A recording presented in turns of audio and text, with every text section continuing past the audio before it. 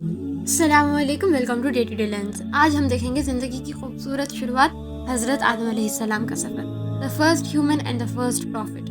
چلو دل سے سنتے ہیں۔ بسم اللہ الرحمن الرحیم۔ سب سے پہلے آسمان میں اللہ تعالیٰ نے فرشتوں کو بتایا کہ میں زمین پر ایک نئی مخلوق پیدا کرنے والا ہوں، ایک خلیفہ جو میری طرف سے زمین پر ذمہ دار بن کر رہے گا۔ اللہ نے بتایا کہ اس مخلوق کے ذریعے بہت سی جنریشنز پیدا ہوں گی جو زمین پر بسیں گی۔ اللہ نے قرآن میں فرماتے ہیں، اور یاد کرو جب تمہارے رب نے فرشتوں سے کہا میں زمین میں ایک خلیفہ بنانے والا ہوں، فرشتوں نے پوچھا کیا آپ وہاں ایسے لوگ رکھیں گے جو وہاں فساد کریں گے اور غلط رہے گا، جبکہ ہم آپ کی تسبیح اور عبادت کرتے ہیں۔ اللہ نے فرمایا میں وہ جانتا ہوں جو تم نہیں جانتے۔ مطلب اللہ کو معلوم تھا کہ انسان کے اندر ایک خاص خیر اور حکمت ہے۔ اللہ نے انسان کو فری ول یعنی اسے اختیار دیا کہ وہ انصاف اور نیک کام کرے، اگر چاہے تو غلط راستہ بھی چنے، لیکن اصل مقصد یہ تھا کہ وہ اللہ کی عبادت اور انصاف کے ساتھ زندگی گزارے۔ پھر قرآن میں اللہ فرماتے ہیں، ہم نے انسان کو چپکنے والی مٹی سے پیدا کیا، یعنی اللہ نے آدم علیہ السلام کو زمین کے الگ الگ طرح کی مٹی سے بنایا، اسی لیے انسانوں کا رنگ، شکل اور مزاج الگ الگ ہوتی ہے۔ رسول اللہ صلی اللہ علیہ وسلم نے فرمایا، اللہ نے آدم علیہ السلام کو 60 کیوبٹس لمبا بنایا، لگ بھگ 27 میٹر۔ جو بھی جنت میں جائے گا وہ آدم علیہ السلام کا لمبائی میں ہوگا۔ پھر اللہ نے فرشتوں کو فرمایا، جب میں اسے پوری طرح بنا لوں اور اس میں اپنی روح پھونک دوں تو تم سب اس کے سامنے سجدہ کر دینا۔ یہ سجدہ عبادت کا نہیں تھا، عزت اور تعظیم کے لیے تھا۔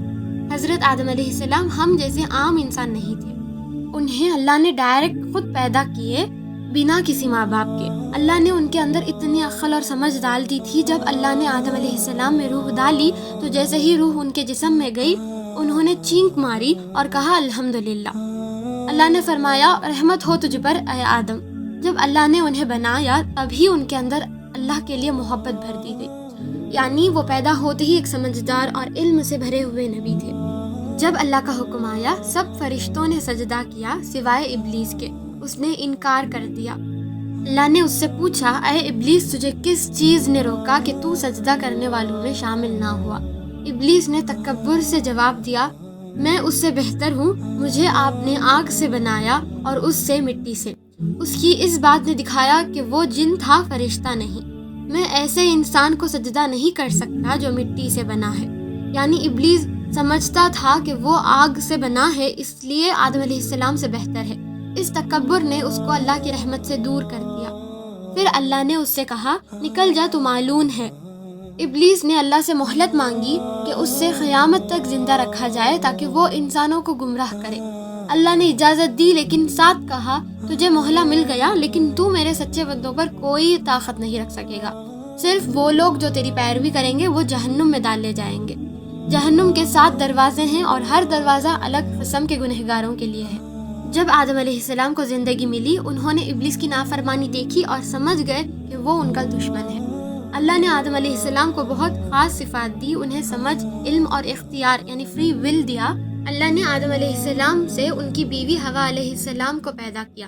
قرآن میں فرمایا گیا کہ سب انسان ایک ہی جان آدم علیہ السلام سے پیدا ہوئے اور اسی سے اس کا جوڑا بنایا گیا۔ حدیث میں آتا ہے کہ حوا علیہ السلام آدم علیہ السلام کی ایک پھسلی سے بنائی گئی جب وہ سو رہے تھے۔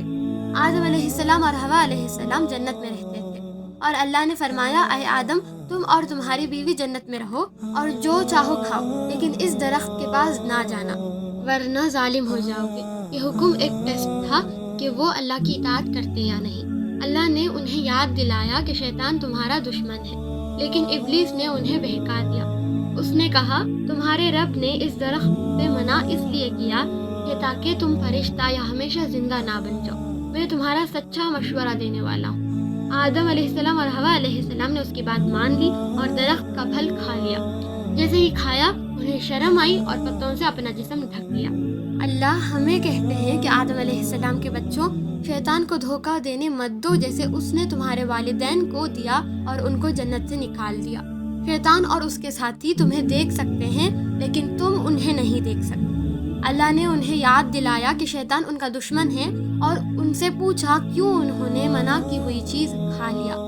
پھر انہوں نے اللہ سے توبہ کی کہ ربنا ظلمنا انفسنا وان لم تغفر لنا وترحمنا لنکونن من الخاسرین، مطلب یا رب ہم نے اپنے آپ پر ظلم کی، اگر آپ معاف نہ کریں تو ہم نقصان اٹھانے والوں میں سے ہو جائیں گے۔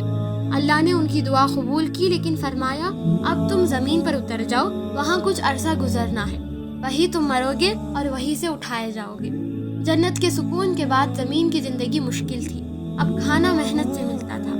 شیطان انہیں گمراہ کرنے کی کوشش کرتا رہا، لیکن آدم علیہ السلام مضبوط اور صابر رہے۔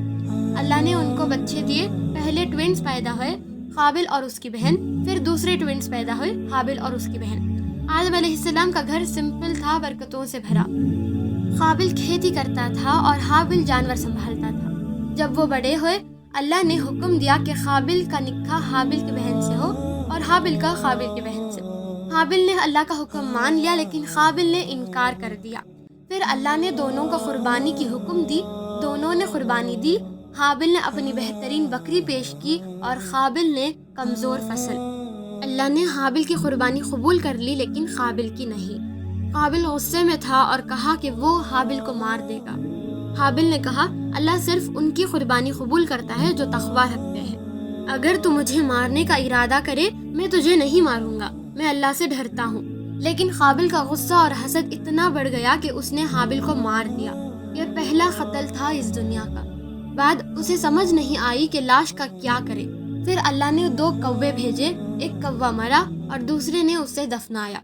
قابل نے دیکھا اور کہا افسوس، میں تو اس کوے جیسا بھی نہیں ہو سکا کہ اپنے بھائی کی لاش چھپا دوں۔ وہ شرمندہ اور پریشان ہو گیا۔ آدم علیہ السلام بہت دکھی ہوئے اور اپنے بیٹے کے لیے دعا کی اور اپنی اولاد قوم کو نصیحت کی کہ شیطان سے ہمیشہ بچو اور صرف اللہ کی عبادت کرو۔ آخر آدم علیہ السلام بیمار ہوئے۔ انہوں نے اپنے بچوں سے کہا مجھے جنت کا پھل یاد آتے ہیں۔ ان کے بچے پھل لینے گئے، راستے میں فرشتے ملے جن کے پاس کفن اور قبر کے سامان تھے۔ انہوں نے کہا تمہارے والد کا وقت آ گیا ہے۔